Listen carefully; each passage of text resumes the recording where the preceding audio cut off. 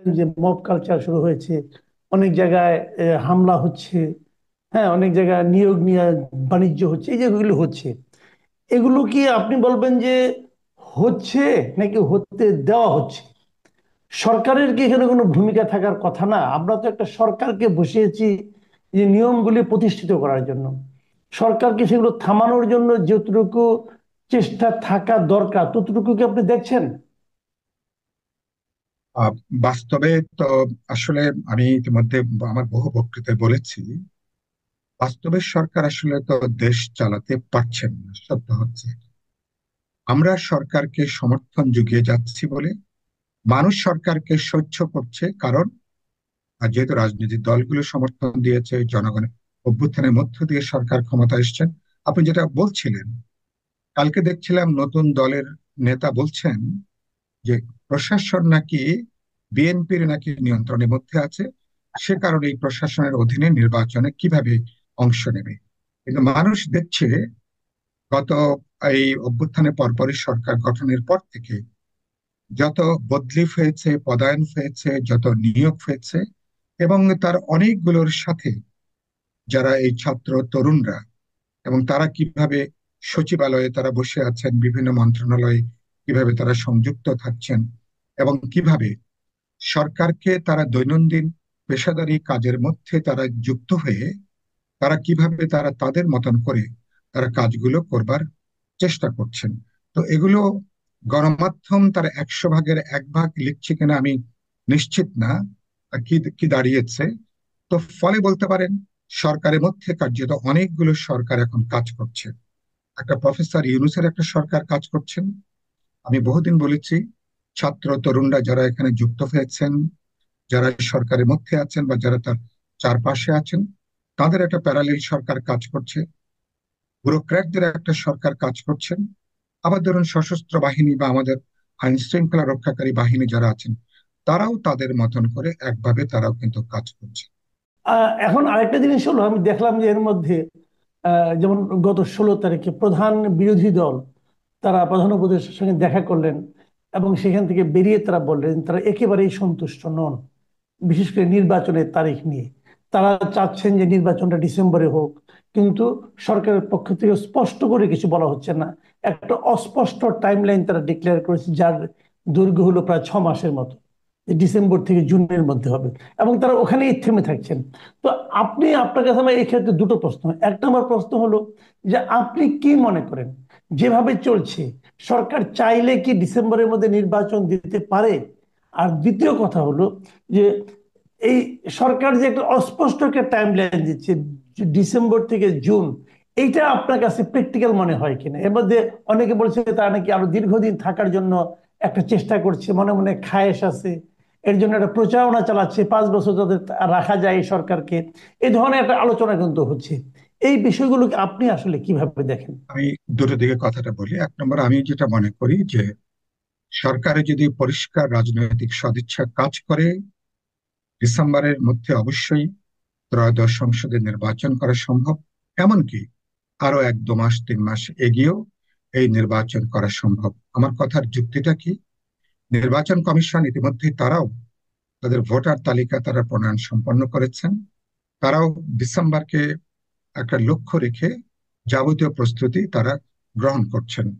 সরকারের যে সরকারের যে ঐক্যমত কমিশন যেটা আছে, সরকারের ঐক্যমত সরি সরকারের ঐক্যমত কমিশন, আহ তাদেরও তাদের কাজের যে গতি, তারা যদি কাজের কাজের গতি তারা যদি কাজের গতি তারা যদি বাড়িয়ে তুলতে পারেন, তাদের কাজের তাদের কাজের গতি বাড়িয়ে তুলতে পারলে আমি মনে করি আগামী 1.5 থেকে 2 মাসের মধ্যে ঐক্যমত কমিশনের কাজটা সম্পন্ন করা সম্ভব। বাকি যেটা থাকে সেটা হচ্ছে প্রশাসনিক বা অন্যান্য প্রস্তুতি।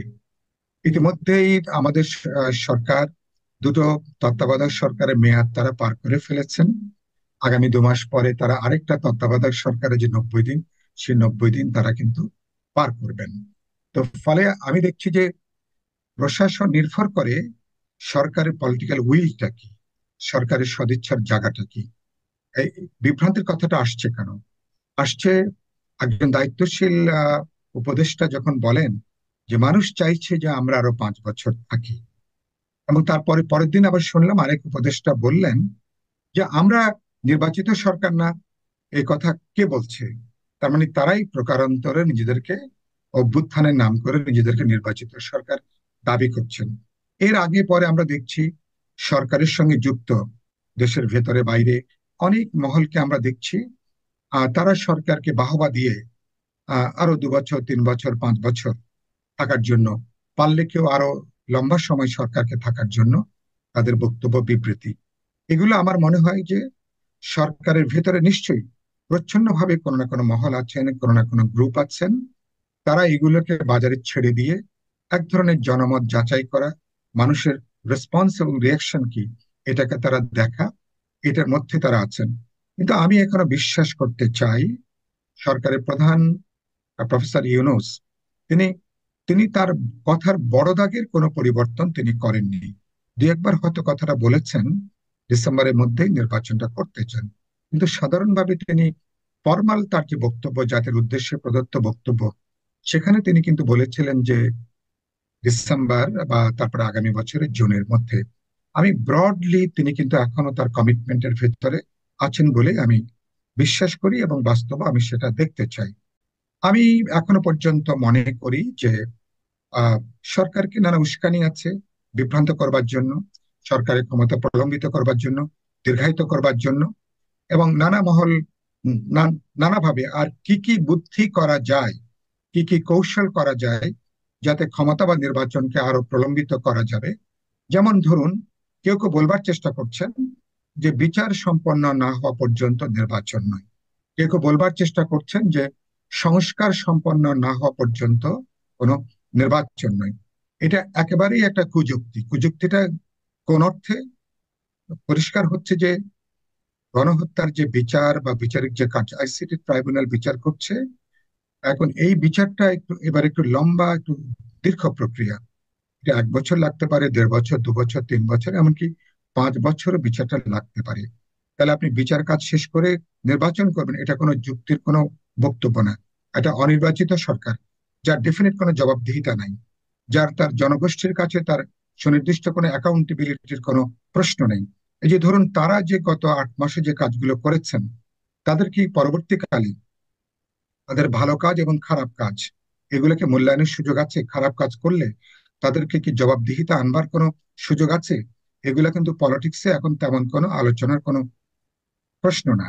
তাহলে এটা একটা হাস্যকর যুক্তি। 2 নম্বর হচ্ছে সংস্কারের ব্যাপারটা। রাজনৈতিক দলগুলো, প্রায় প্রতিটা দল সংস্কারের ব্যাপারে, অনেক বড় দাগের ব্যাপারে পাবলিক কমিটমেন্ট আছে।